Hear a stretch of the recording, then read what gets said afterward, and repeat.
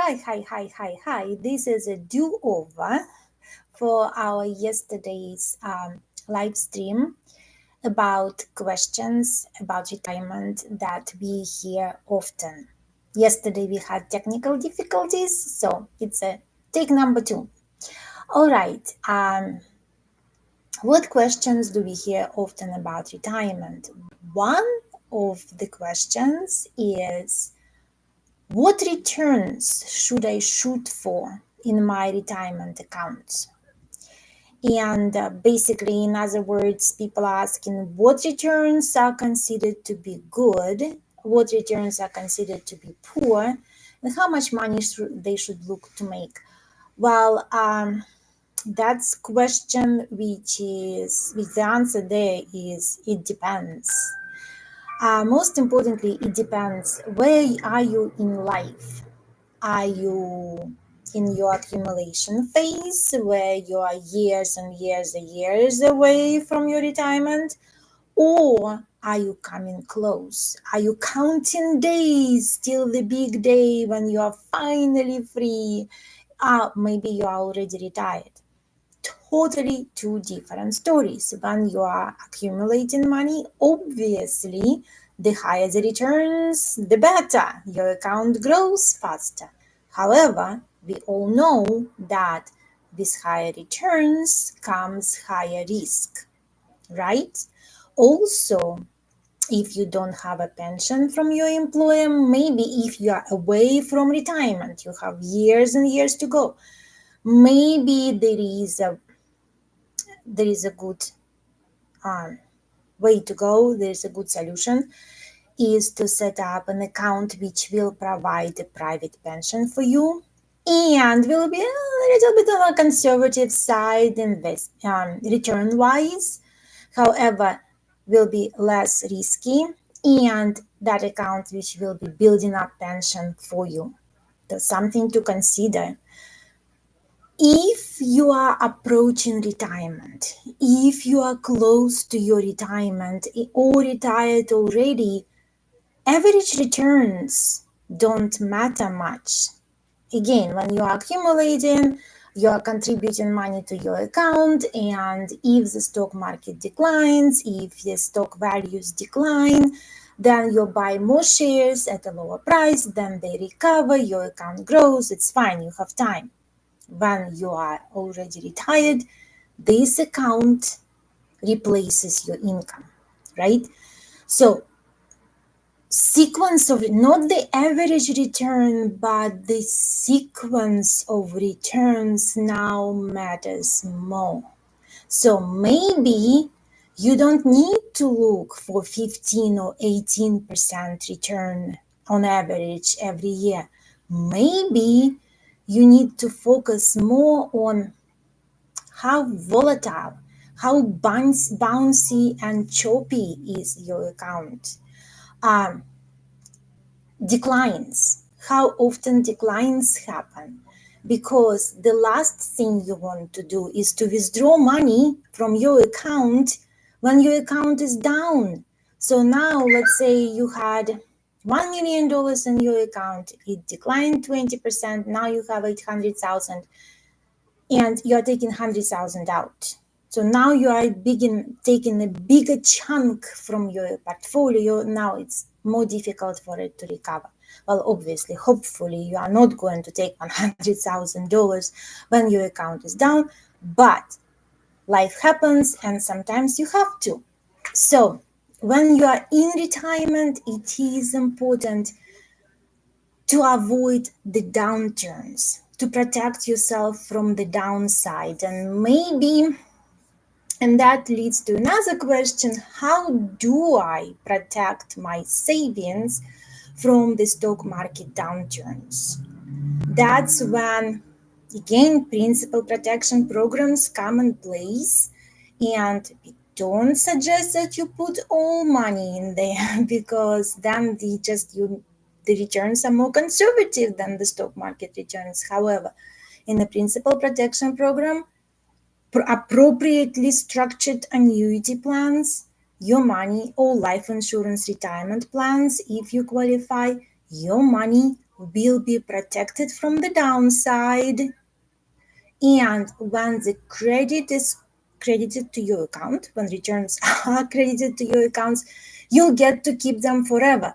Even the index declines, stock market declines, everything is falling apart, you keep your earnings, you keep your gains, they are locked in. The worst case scenario, you get zero. So that's how you protect at least part of your retirement savings from the stock market volatility. Well, the next question would be, well, okay, how do I replace my paycheck if I stop working? Well, some people have pensions. The answer is easy. You have pension. At appropriate age, you'll get your social security benefits. That's all guaranteed for life till you die. And another option is again to set up a principal protection program, either an annuity focused on income or life insurance retirement plan, which will calculate your payment for life. With annuities and life insurance retirement plans, however, the best way to build them out is when you have time. When you have time, we like to give an analogy. The longer you cook those accounts, the better the flavor. Because if you have time to wait, if you let those accounts, if you let them alone, leave them alone, let them grow, let them build up value, you will get higher income and your values will keep up for longer. So if you don't have a pension especially and you think about replacing your paycheck, how you're going to do that, you can kill two birds with one stone. A, protect part of your retirement savings from stock market volatility, and B, set up a lifetime income, kind of like a paycheck replacement. Next question is, which is often asked about taxes. Yes, we hear, at least we used to hear a lot, is that taxes will be lower in retirement. If you come to ours and the people ask, is it true? Is it really true? Will taxes be lower in retirement? Will they be higher? Well, the answer is we don't know for sure what kind of taxes we are going to have in the future. Right now, we know one thing. The taxes are the lowest in the history. We have an opportunity, we are fortunate enough right now, the taxes are super low. We also hope that this tax sale, the taxes are basically on sale, will be extended through 2028 at least. Well, people say, oh, they're talking about making it permanent. But we all know that nothing is permanent in the tax law. Tax law is written in pencil, and our government has a big giant eraser which they can take and change these tax laws. So we don't know for sure what taxes are going to be in the future, but we know right now taxes are low, and our government is in deep, deep debt. So our government will need money. If not now, in the future, our government needs money. And what is the source of income? What is the source of money for the government? Where can the money come from for the taxes? So therefore, we can count that sometime in the future, if not next year, then 5-10 years from now, taxes will be higher. And how people ask, okay, if taxes are going to be higher, how do I protect myself? Well, again,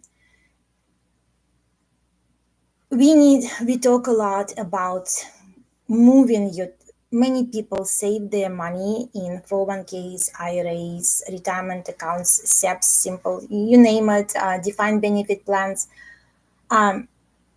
Those accounts, that money has never been taxed yet. This money is not tax-free. Those accounts are tax-deferred.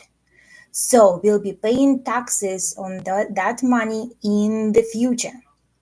When in the future, when you're retired and you start spending that money, get into those accounts, going on vacation, withdraw money, buy cars, put down payment on a new house for your children, that's when this money becomes taxable at an ordinary tax rates, ordinary income.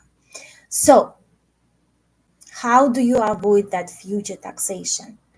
You take this huge opportunity of the tax sale we are having right now, pay taxes now, convert those accounts from tax deferred to tax free accounts, Roth accounts, or some other structures.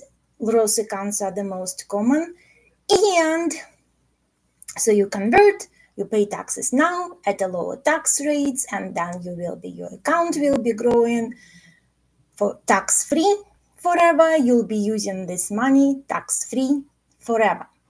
Does it make sense to convert the entire amount in 1 year? Probably not. Does it make sense to convert over years the whole thing? Probably not.